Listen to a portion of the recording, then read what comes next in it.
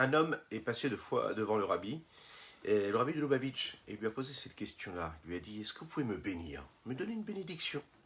Une bénédiction pour une opération que je dois subir, que Dieu nous en préserve.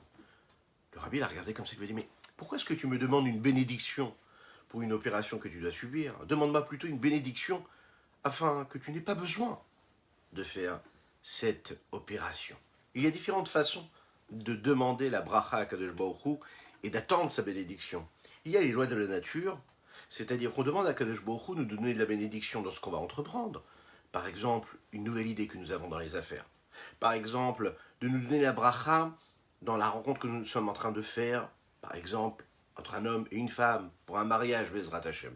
Il y a, quand on demande à Kadosh Baruch Hu que ce qui nous arrive dans la vie se passe comme il faut.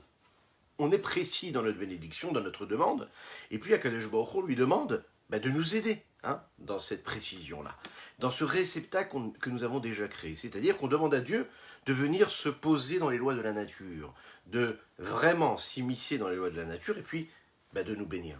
Et il y a une autre façon de demander les bénédictions à Dieu. On peut tout simplement lui demander de faire ce qui est bon pour nous. C'est-à-dire qu'on n'a même pas besoin de créer ce réceptacle, et que lui-même nous dirige vers la réussite, vers la bénédiction la plus totale. C'est-à-dire qu'il nous dirige vers cette idée-là qui nous permettra d'avoir une bonne parnassa, la bonne, qui nous dirige vers même l'inspiration qui fera qu'on trouvera la personne avec qui on doit se marier. C'est pas la même bénédiction, c'est pas la même demande. Il faut surtout penser à cela et se dire que parfois, on peut dépasser les lois de la nature. Il y a la nature et il y a tout ce qui est au-dessus de la nature, autour de la nature. Et ça, parfois, il faut ne pas hésiter à le faire, à demander à Kadosh Baruch Hu, tout simplement de faire ce qui est bon pour nous, de ne pas s'immiscer dans ses lois à lui, et lui demander de gérer, de régir notre existence en fonction de ses lois à lui, pas de nos lois à nous, peu importe le réceptacle que nous avons pu créer. Là, ça devient différent. C'est pour ça qu'il ne faut pas hésiter à demander des bénédictions à Kadosh Baruch Hu, à demander des brachot, et lui demander de les réaliser en fonction de ce que lui il est, plus que nous sommes, dans ce que nous sommes dans notre vie. C'est ce que nous allons voir précisément dans notre sujet du jour, et c'est ce qu'on voit également dans l'histoire d'Avraham Avinu, quand il va essayer de trouver une solution pour son fils, pour trouver une fille à son fils Yitzhak, et qui va demander à Eliezer de l'aider dans cela. Boker Tov Likoulam, bonjour à toutes et à tous, infiniment heureux de vous retrouver pour cette magnifique journée-là et pour ce rendez-vous que nous avons quotidien, notre étude du Tadia quotidien. J'espère que vous allez bien, je vous invite à partager, à liker et à commenter cette publication afin que nous soyons encore et toujours plus à étudier ces mots de Chassidut, ce qui nous amènera, Ezrat Hashem, à la venue de Mashiach, très rapidement, Ezrat Hashem, juste après ces petites notes de Nigun. Ta-da-da, ya ya ya ya ya, ta-da-da, ma ya ya ya ya, ta-da-da, ma ya ya ya ya, ha ya da ya ya ya ya da ya, ta-da-da-da, ya ya ya ya ya, ta-da-da, ma ya ya ya ya. Ta-da-da, ma ya ya ya ya, ma ya ya ya ya ya ya ya ya ya ya. Ta-da-da ya ya ya, ta-da-da ya ya ya. Ah ya ya ma ya ya ma ya ya ya, ta-da-da ya ya ya, ta-da-da ya ya ya. Ah ya ya ma ya ya ma ya ya ya, ta-da-da ya ya ya.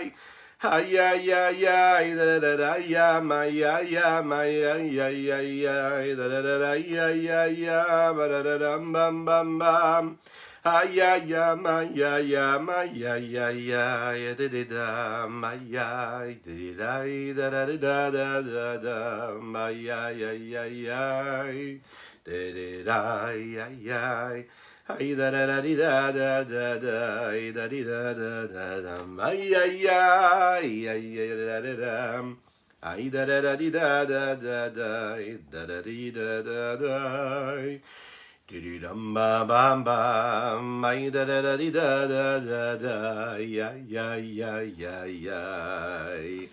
Boker Tov Likoulam, bonjour à toutes et à tous ceux qui nous rejoignent. Nous allons parler aujourd'hui de cette présence d'Akadosh Baruch Hu qui est là dans notre existence, qui ne bouge pas, qui ne s'arrête jamais. Ben oui, mais parce que en fait, c'est lui qui gère toute notre existence, notre vie, c'est cet infini-là. Et tout dépend de cette volonté supérieure et suprême d'Akadosh Baruch Hu. Nous l'avons dit hier, la volonté, le plaisir, le désir, ce n'est pas du tout pareil. Vouloir, ce n'est pas désirer. Avoir du plaisir, ce n'est pas désirer. Désirer, ce n'est pas vouloir. La volonté, c'est quelque chose d'autre. Le ratson. Qu'est-ce que c'est ce ratson-là? Il y a le ratson que nous connaissons, la volonté, celle qui est la volonté d'un homme, c'est-à-dire d'un être limité. En fait, quand on veut, est-ce qu'on veut vraiment ou est-ce qu'on est en train d'obéir à quelque chose en nous qui nous demande de vouloir? Est-ce que c'est quelque chose de naturel ou est-ce quelque chose qui est poussé? Est-ce que cette volonté que nous avons, est-ce qu'elle est introduite par des éléments extérieurs, par le milieu social dans lequel nous vivons, par toutes les choses avec lesquelles nous avons eu un contact dans notre quotidien? Est-ce que les lendemains, oui, sont gérés par ce que les veilles ont créé, ont suscité? C'est-à-dire que, est-ce que c'est parce qu'on s'est couché d'une certaine façon que l'on va se réveiller d'une autre façon? Et que parce qu'on a initié ces volontés-là, alors ces volontés vont être assumées le lendemain? Comment ça se passe en réalité? Est-ce que les volontés peuvent être des volontés qui sont neutres? Neutre, juste je veux parce que je veux. Et quand je veux, est-ce que je veux parce qu'il y a quelque chose qui m'a poussé à vouloir? Ou est-ce que c'est quelque chose qui peut naître tout simplement de rien, du non-vouloir jusqu'à la volonté? Souvent, si on regarde bien et si on réfléchit un petit peu, je sais que vous êtes sûrement ou en voiture ou à la maison ou déjà au travail, mais on peut quand même mettre un petit peu sa tête et essayer de s'imaginer un petit peu. Ne fermez pas les yeux si vous êtes en voiture. Bonne route d'ailleurs.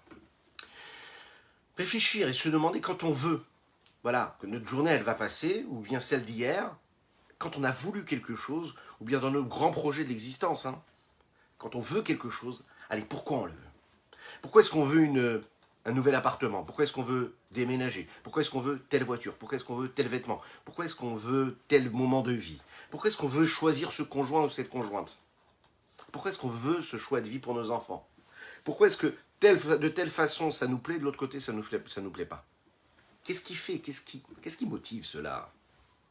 Est-ce que c'est vraiment notre propre volonté? Ou est-ce qu'on ne se rend même pas compte, mais en fait, il y a quelque chose d'autre d'extérieur à nous qui nous pousse à vouloir ce que nous voulons? Alors, si on regarde bien dans les détails, et si on approfondit cette histoire dans l'intériorité même de cette volonté, on voit qu'il y a la partie profonde et intérieure et la partie superficielle et extérieure. Il y a celle qui s'attache à notre monde extérieur, qui lui peut parfois être celui qui motive et qui pousse notre volonté, qui la dirige. Et parfois on a cette impression-là que cette volonté-là, non, elle n'est pas motivée par quelque chose d'extérieur et de superficiel à nous. Elle est en nous. Elle naît en nous, elle est en nous. C'est un désir profond, c'est quelque chose qui est intrinsèque, qui est essentiel, qui vient du plus profond de notre âme. Cette volonté que nous avons, ce désir que nous avons, provient d'une forme de volonté supérieure et suprême, celle de Dieu. Quand on va chercher notre volonté, on va la puiser dans cette profondeur de l'âme que nous avons toutes et tous, et qui se connecte avec cette volonté supérieure et suprême de Dieu lorsqu'elle est comme il faut, lorsqu'elle est placée au bon moment et au bon endroit. Alors à ce moment-là, on peut aller chercher quelque chose de très fort, de très puissant. Les tzadikim, par exemple, ils ont cette possibilité, nous l'avons vu. Ils vont chercher quelque chose d'essentiel. La volonté suprême et supérieure d'Akadosh Baruch Hu, nous allons le voir dans ce que dit le Rabbi Shlomo Zalman, elle est appelée dans les mots des Chachmei Haemet, des sages de la vérité. Keter Elyon, la couronne supérieure. Il aurait donc une couronne inférieure et celle qui serait supérieure, la couronne suprême, celle de Dieu. En quoi cela consiste? Alors vous savez, dans le mot Keter en hébreu, ça s'écrit avec 3 lettres. Le Kaf, le Tav et le Resh. Le Kaf, le Tav et le Resh. Ici, on regarde bien la valeur numérique de ce mot-là. Nous atteignons la somme de 620. Chiffre 620. Keter, Tarach, Keter, 620. Qu'est-ce que sont ces 620-là? Il faut savoir que, comme chez Akadosh Baruch Hu, comme chez l'homme, dans cette volonté supérieure, il y a ce reflet-là de ces 620. Quoi? La Kabbalah nous dit Hamoudé Or, des piliers de lumière. il y en a 620. Et c'est donc ce qu'éternelle cette couronne-là. On va expliquer tout de suite ce que ça veut dire, de quoi et de quelle couronne nous parlons ici, et en quoi cela consiste. Pourquoi c'est 620? Et est-ce que chez l'homme, il y a aussi cette forme de 620, de force de couronne? Et en quoi cela consiste également? Qu'est-ce que ça veut dire que chez l'homme, il y a ces piliers-là qui sont dans la vie de l'homme, de son existence? Alors, de la même manière qu'il y a la volonté supérieure, il y a la volonté de l'homme. Et dans la volonté de l'homme, il y a aussi différents piliers. C'est-à-dire les piliers qui forment et qui façonnent sa volonté. Prenez par exemple l'intellect, qui lui est ce qui forge cette âme-là de l'homme. Il ne crée un lien avec une chose que quand il pense à cette chose-là. Le fait de penser à un sujet, le fait de penser à une idée, le fait de penser à parfois même une façon de vivre, une façon d'être, à quelque chose, à un événement, à une idéologie. C'est justement ce qui fait vivre en nous l'appréciation que nous allons avoir face à cette idéologie, face à cette idée, face à ce qui va se présenter à nous. Plus j'y pense, et plus je crée des nouveaux paliers, des nouveaux degrés d'approfondissement qui me permettent de m'attacher à ce sujet-là. Autrement dit, plus j'y pense, plus je fais corps avec cette idée-là. Si c'est une pensée qui est juste comme ça, furtive, eh bien elle s'en va. Elle a peut-être pris une place dans mon intellect, mais elle s'en va. Plus je vais y penser, plus je vais créer des couches d'approfondissement, et plus je vais m'y attacher. Quand je pense, quand je réfléchis, quand j'ai une idée qui concerne cette idée-là, je deviens un petit peu ce à quoi je pense, et ma pensée devient ce que je suis. Il est très difficile de dire que j'ai pensé à quelque chose, je ne suis pas cette pensée. On ne peut pas imaginer, penser et avoir une pensée, créer une logique et de se défaire de cette logique-là. C'est assez fin, mais c'est clair. Même si on arrive à créer, à susciter une forme d'évolution intellectuelle et qui nous paraît parfois même extérieure à ce que nous sommes, ça fait partie de ce que nous sommes, nous l'avons créé. Notre idée, notre intellect, vraiment s'habille à travers ces pensées-là que nous avons eues. Ils deviennent la cause, mais ils deviennent aussi l'effet. Et quand on crée cet effet-là, ben cet effet va engendrer aussi une cause. Et c'est le système de l'enchaînement qui se met en route.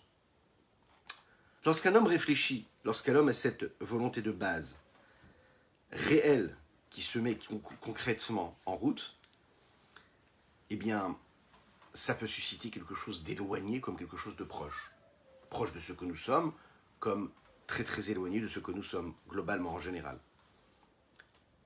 Ce pilier-là, ces piliers-là, ce sont les piliers de la pensée, de l'intellect, qui vont poser, qui vont porter ce qu'il y a de plus supérieur, de plus extérieur qui peut paraître à ce que nous sommes nous, et ce qui peut être le plus intérieur, le plus profond de ce que nous sommes nous. Les piliers de la pensée, les piliers de l'intellect. Ces piliers-là existent aussi dans la volonté supérieure, dans la volonté suprême de Dieu.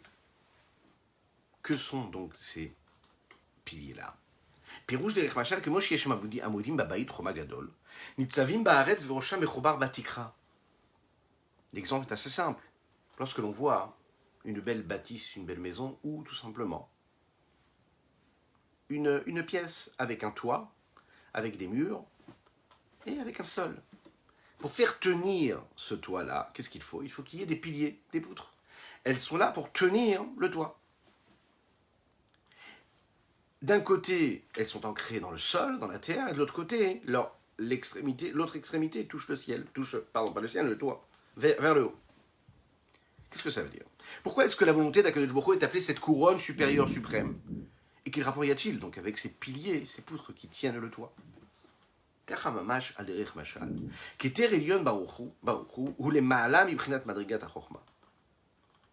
Ce qu'Eter Elyon, cette couronne suprême, elle dépasse le niveau de la Chorma. On l'imagine, la Chorma c'est le cerveau, c'est la tête, et puis au-dessus de cette tête-là, il y a une couronne. Et la couronne supérieure de Dieu, elle dépasse cette Chorma-là. Ve'u Lashon Koteret. C'est cette couronne-là. Quelle est cette couronne-là?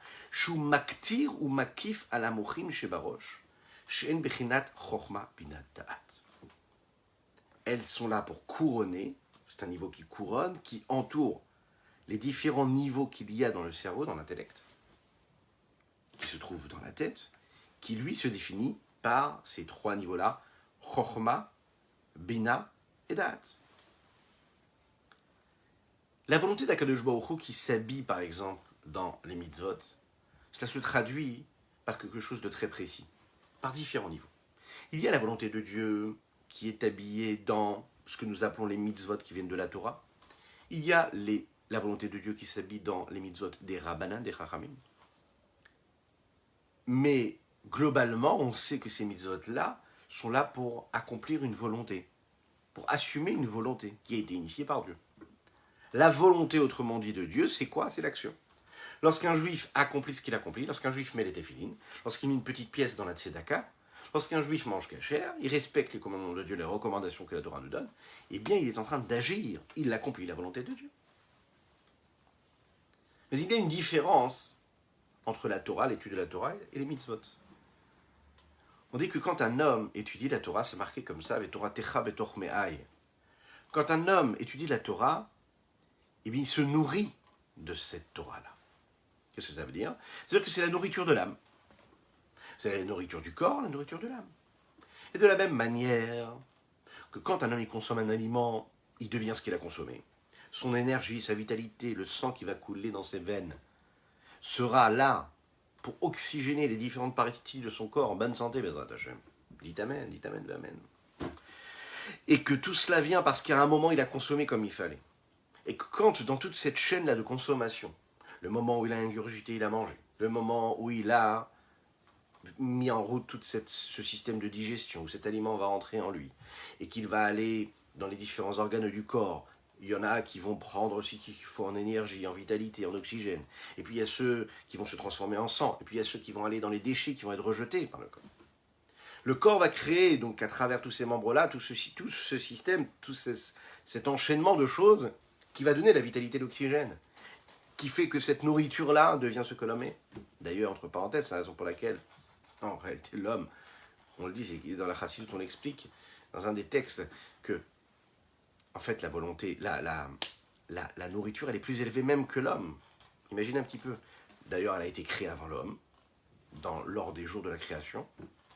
Et lorsque la nourriture a été créée, a priori, on pourrait croire, on se dit, mais elle est moins élevée que nous. On a l'impression, quand on voit la nourriture, on se sent quand même un peu plus raffiné qu'elle. Et on a raison de le penser. Et pourtant, elle a été créée avant l'homme. Si vous y réfléchissez 2 secondes, l'homme a besoin de la nourriture pour se nourrir, pour avoir de l'oxygène, de la vitalité. La nourriture n'a pas besoin de l'homme pour s'oxygéner. Donc qui est-ce qui est dépendant de l'autre, là, si vous regardez bien? C'est l'homme qui est dépendant de la nourriture. La nourriture n'a pas besoin de l'homme. Parce que dans les hautes sphères, il faut savoir que la source de la nourriture, elle est plus élevée que la source de l'homme.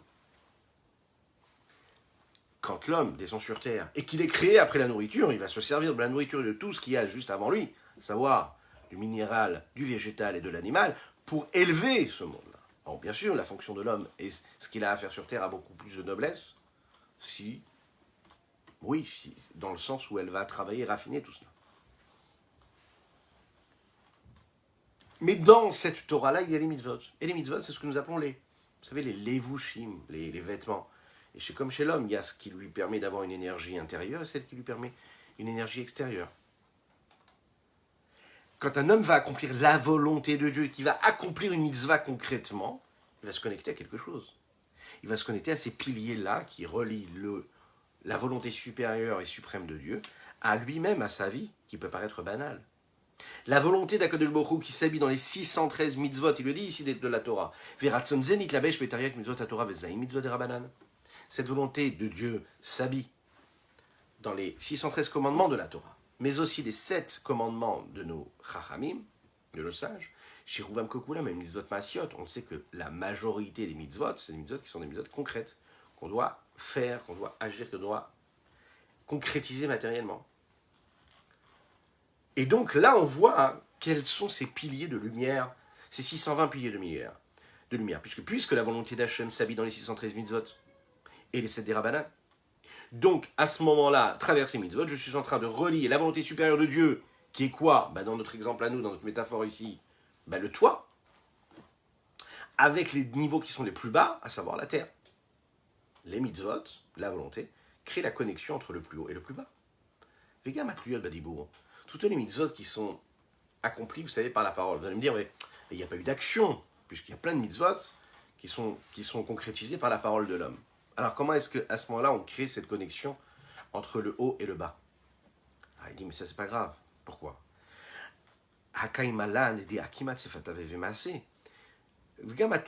Toutes les mitzvot qui dépendent de la parole, on sait qu'il y a un principe qui dit que ça veut dire le fait de bouger les lèvres, c'est considéré comme une action. C'est la raison pour laquelle, quand on fait la tefila, on doit dire les mots, pas juste regarder le texte avec les yeux. C'est la raison pour laquelle, quand on étudie la Torah, il faut prononcer les mots. Parce que l'on considère le fait de prononcer les mots, de lire les mots, comme une action concrète. Vega matluyot b'machashava balev, c'est ce qui se passe aussi avec les mitzvot qui concernent le cœur ou la pensée. Comment? Area mitzvah nitna la adam agishmi bolam hazeh davka. La mitzvah elle a été donnée à un homme dans un monde physique, matériel. Dans ce monde-là, ici-bas. Et dans ce monde-là, il a quoi? Il a le bien, il a le mal. Il a le bon côté comme le mauvais côté. Il a la pureté comme l'impureté. Il a la kedusha, la sainteté. Il a l'inverse de la sainteté. Et toute sa vie, il va faire quoi? Il va faire son choix. Il est en face d'un libre arbitre. Et avec ce libre arbitre, il va choisir ce qu'il faut ou ce qu'il ne faut pas. Quand l'homme qui vit, qui est ancré dans cette matérialité, dans ce monde physique, dans ce monde qui le tire vers le bas, qui lui fait oublier le toit, qui lui fait oublier le Ratzon Alion, cette volonté supérieure et suprême, une personne qui est trop attirée vers le bas, vers la terre, on l'a dit déjà dans le Tanya, c'est basé sur ce qui est écrit dans la Chassidut, etc., que quoi en général? Que la terre, c'est quoi? C'est la paresse, c'est l'inactivité, c'est la tristesse. Tout ça vient du Yesod HaAfar de la terre. C'est l'inverse même de la volonté supérieure, qui est ancrée dans l'action, la volonté de Dieu qui est au-dessus de tout. Quand on fait une mitzvah, on crée le lien entre les deux. On devient un peu moins terre et un peu plus ciel. On devient un peu moins terre et un peu plus Dieu, un peu moins grossier et plus spirituel, plus saint, plus kadosh, plus pur.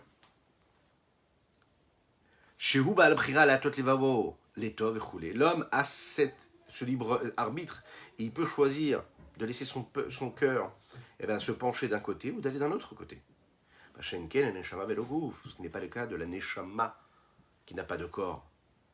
Une neshama qui n'est pas dotée de ce corps-là, une âme sans corps, mais n'a pas la possibilité de créer cette connexion-là et de véhiculer ce message de volonté supérieure, suprême de Dieu qui vient dans l'accomplissement des mitzvot. Qu'est-ce qui fait qu'il y a une connexion? C'est parce qu'il y a une mitzvah. On sait que c'est expliqué autre part que mitzvah c'est milachon tzavta vechibur. Quand je fais une mitzvah, je suis en train de m'attacher, me relier à quelque chose, je m'attache. On s'attache quand on fait une mitzvah.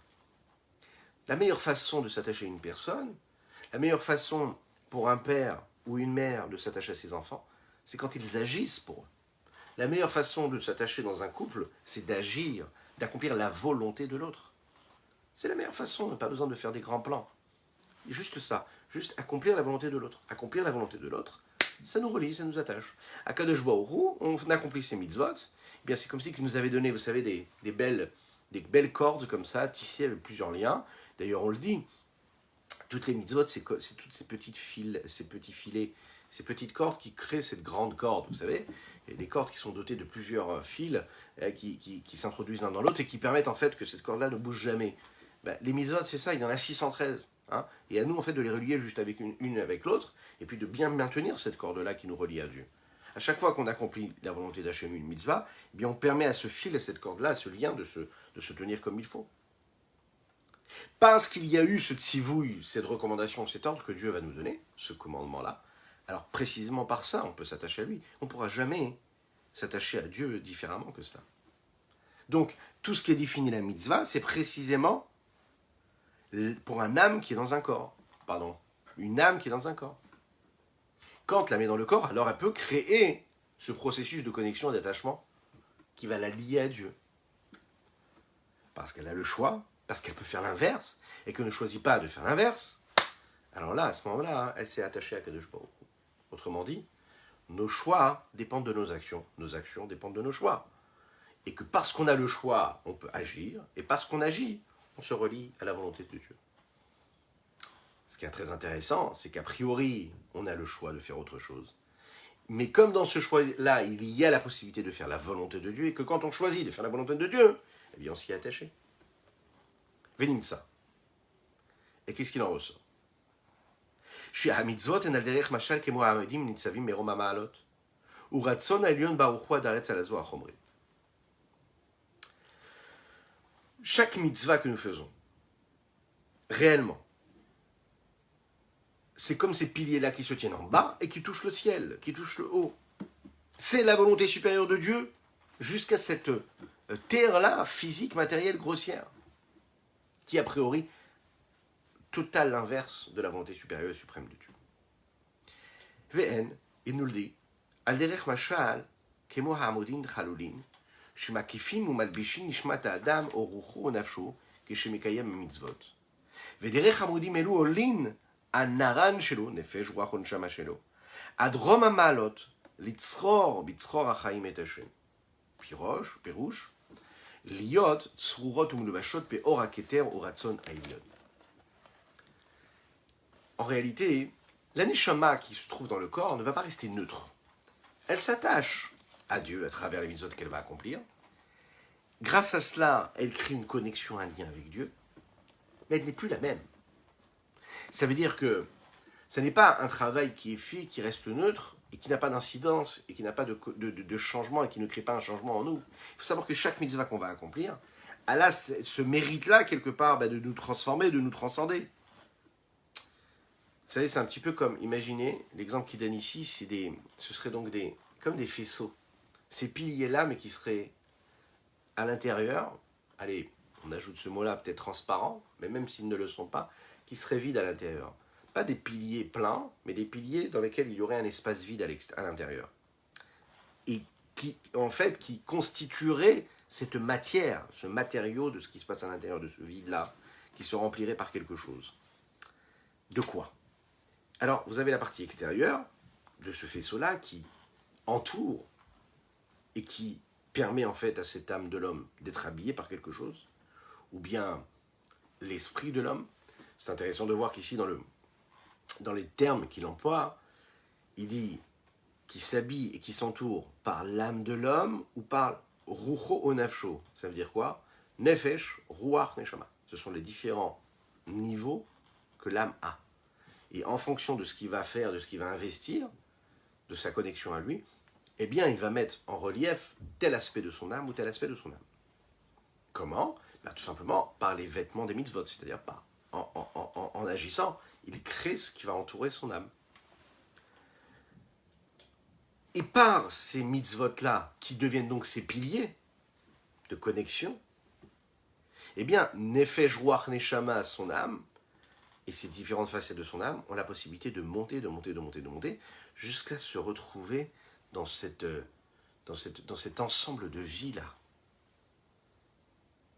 Autrement dit, à travers les mitzvot, nous constituons et nous créons notre connexion, nous créons le niveau de connexion que nous voulons avoir avec Akadosh Baruch Hu. Il y a différents niveaux, vous l'imaginez bien. On n'est pas tous placés au même niveau, au niveau de notre connexion avec Dieu. Et en fonction de nos mitzvot, on réussit à créer ça. À quoi? À ce niveau supérieur qui lui se trouve dans la lumière de la couronne supérieure suprême de Dieu, qui est la plus élevée et qui dépasse même le système que nous appelons le Seder Ishtal Shilut, qui est l'ordre de l'enchaînement des différents mondes, Atzilut, Bria, Yetzira, Asiya, et puis à travers ces mondes-là, les différentes séphirotes.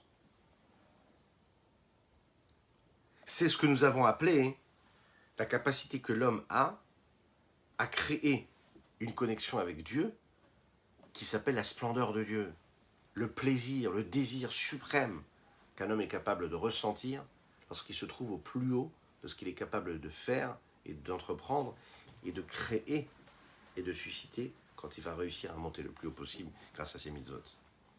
Dans les mots lieu dit ici, Pérouche, c'est-à-dire quel degré de divinité l'homme, le juif, a réussi à atteindre quand il accomplit la mitzvah, liot serurot ou melubashot beoraketer, afin qu'il puisse s'habiller et entrer dans cette lumière de la couronne, le niveau le plus élevé, ou ratson aïlion baruchou, c'est la volonté supérieure et suprême de Dieu. Grâce à cela, ils pourront saisir et regarder, prendre conscience de la splendeur de Dieu. Réussir même à atteindre le désir suprême de la soif qui est épanchée, ici à ce moment-là, comme quelqu'un qui a très très soif et qui boit cette eau-là, c'est-à-dire qu'il y avait vraiment une sensation de manque, pas juste un plaisir qu'on rajoute, mais un plaisir qu'on est en train de dépencher, c'est-à-dire qu'on assume ce manque-là parce qu'on est conscient du manque, et que comme on réussit à combler ce manque-là, alors à ce moment-là, le plaisir, il est décuplé. Et ça, c'est un niveau qui dépasse même le niveau du Keter. Ven Pnimiuto, c'est quoi? C'est la lumière qui est dans la couronne. En fait, vous savez, c'est comme la couronne. Une couronne, elle est posée sur une tête. Donc il y a le niveau de la tête, de la couronne extérieure qui touche la partie extérieure de la tête.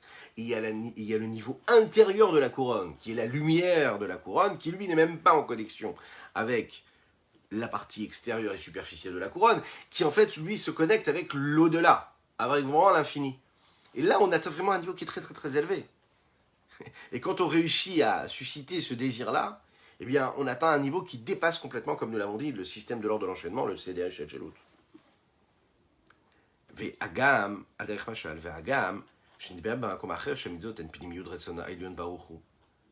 Ici, nous disons quoi? Que les mitzvot, c'est la partie extérieure du Keter, de cette couronne-là, la partie extérieure de la couronne. Et puis, donc, la partie extérieure de la volonté supérieure de Dieu. Alors qu'ici, alors qu'on voit que dans un autre endroit, il le dit dans une parenthèse ici, on nous explique que les mitzvot, c'est la partie profonde de la volonté suprême de Dieu.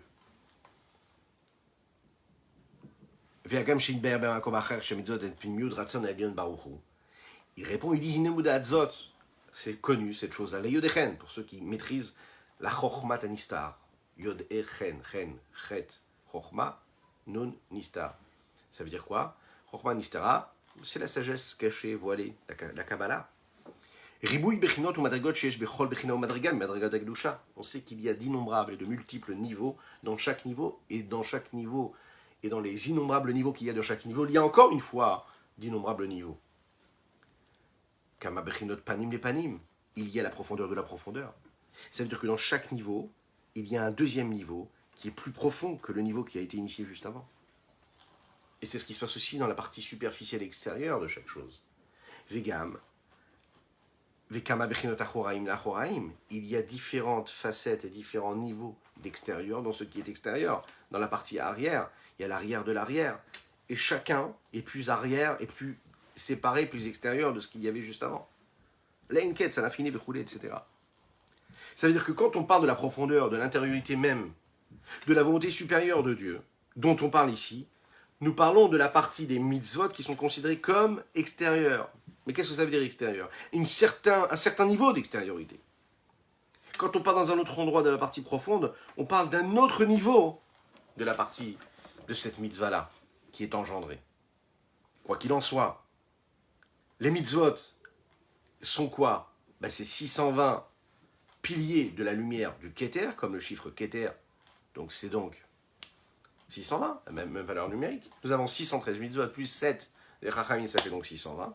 Quand on agit, quand on accomplit ces 620 mitzvot-là, comment est-ce qu'on pourrait arriver à ces 613 vêtements de la mitzvah qui sont représentés par cela, avec les 613 forces que l'âme peut avoir, puisqu'on sait que les 613 mitzvot correspondent aux 613 membres que l'homme il a, c'est-à-dire ses membres, ses artères, et que quand il utilise chaque artère comme il faut, chaque mitzvah comme il faut, il nourrit, il permet à son corps d'être en bonne santé comme il faut. Chaque mitzvah permet aussi, en réalité, puisqu'on sait que c'est Evaré Malka, que chaque mitzvah c'est considéré comme les membres du corps de Dieu, si l'on peut l'exprimer ainsi, et qu'à chaque fois qu'on accomplit une mitzvah, on permet à un des membres de Dieu, si l'on peut le dire de cette façon-là, d'exister et de vivre comme il doit vivre, d'être comme il doit être, d'exister comme il doit exister.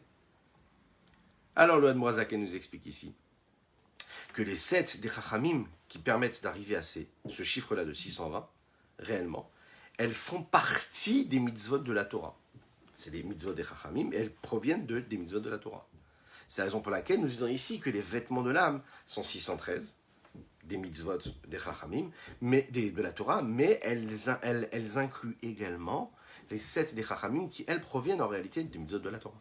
Donc ces 620-là sont 613, ces 613 sont 620. Et donc là, on peut bien comprendre ce que cela veut dire, que quand on agit et qu'on accomplit les 613 mitzvot, on est en train de permettre d'atteindre ce Keter-là, cette couronne-là céleste. Veinezaïn mitzvot des Rabbanan. Et naner shavot mitzvot bifnei atzman. Les 7 des Chachamim ne sont pas considérés comme 7 extérieurs pour elles, indépendantes. Sharikvar nomar l'otosef, parce que c'est déjà écrit qu'il ne fallait pas en rajouter. C'est-à-dire quoi? C'est-à-dire qu'il y a un ordre comme ça dans la Torah qu'on n'a pas le droit de rajouter des mitzvot. Ben, s'il y a des mitzvot, ne rajoute pas. Ah, mais pourtant, les Chachamim nous rajoutent des mitzvot. En fait, quand ils rajoutent des mitzvot, c'est des mitzvot qui sont là pour élargir un petit peu ou approfondir une mitzvah qui a déjà été donnée dans les 613. Ça n'est pas quelque chose en plus. C'est juste une autre facette. Donc, ici il le dit, et là, et sont inclus dans le chiffre de 613 mitzvot. Afin de s'habiller à travers les 613 niveaux potentiels, forces que l'âme peut avoir, à travers les 3 forces de l'âme, Nefesh, Ruach, Neshama, de l'homme.